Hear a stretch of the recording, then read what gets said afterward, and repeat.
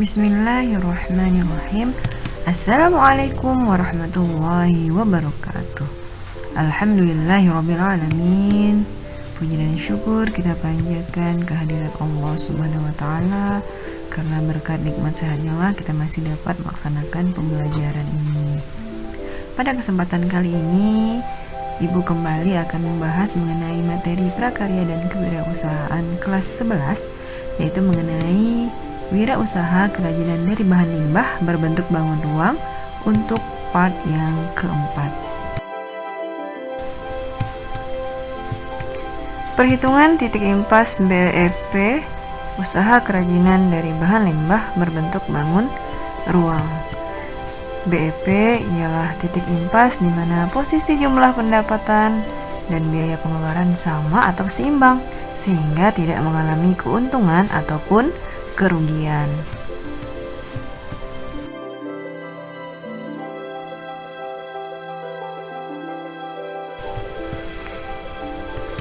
A. Kegunaan BEP.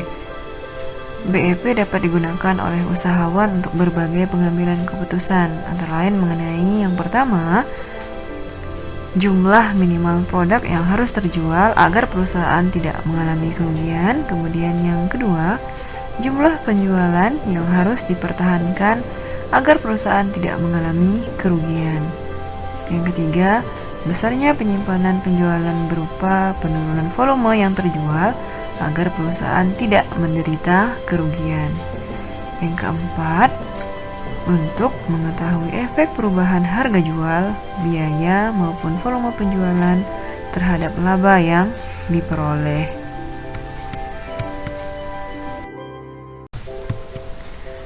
Yang B, komponen perhitungan BEP. Pertama, biaya tetap. Biaya tetap termasuk biaya yang sama terlepas dari berapa banyak jumlah barang yang dijual. Seluruh biaya mendirikan usaha seperti biaya sewa, asuransi, dan komputer dianggap sebagai biaya tetap karena harus menetapkannya sebelum menjual barang. Kemudian yang kedua, biaya variabel. Biaya variabel meliputi biaya yang timbul terus-menerus yang diserap dengan setiap unit yang dijual.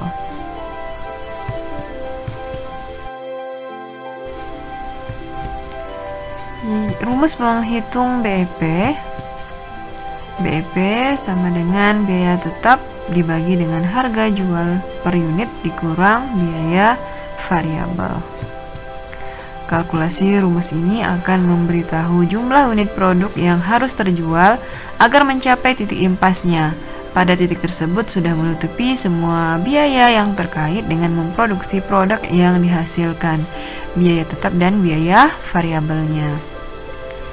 Di atas titik BEP, setiap unit tambahan yang terjual akan meningkatkan keuntungan yang disebut dengan unit contribution margin, di mana didefinisikan unit contribution margin itu artinya sebagai setiap jumlah unit memberikan kontribusi menutupi biaya tetap dan meningkatkan keuntungan. Persamaan rumusnya adalah unit contribution margin sama dengan harga jual dikurang dengan biaya variabel.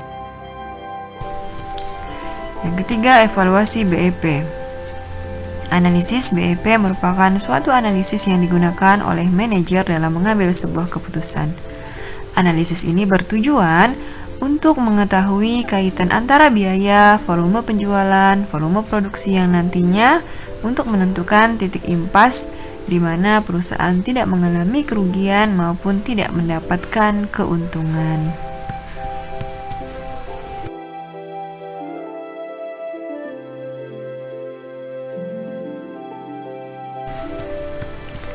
Analisis BEP memiliki manfaat sebagai berikut. Yang pertama, untuk mengetahui hubungan volume penjualan produksi, harga jual, biaya produksi, dan biaya-biaya lain, serta mengetahui laba rugi perusahaan. Yang kedua, sebagai sarana merencanakan laba atau keuntungan. Yang ketiga, sebagai alat pengendalian atau kontrol kegiatan operasi yang sedang berjalan. Yang keempat, sebagai bahan pertimbangan dalam menentukan harga jual. Yang kelima, sebagai bahan pertimbangan dalam mengambil keputusan yang berkaitan dengan kebijakan perusahaan, misalnya menentukan usaha yang perlu dihentikan atau yang harus tetap dijalankan ketika perusahaan dalam keadaan tidak mampu menutup biaya-biaya tunai. Oleh Kuswandi tahun 2005 halaman 127.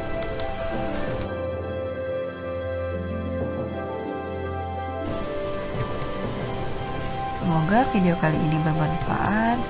Jika masih ada yang ingin ditanyakan atau masih ada yang belum dipahami, silakan masukkan di dalam kolom komentar.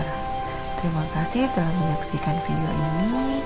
Saya cukupkan sampai di sini. Wassalamualaikum warahmatullahi wabarakatuh.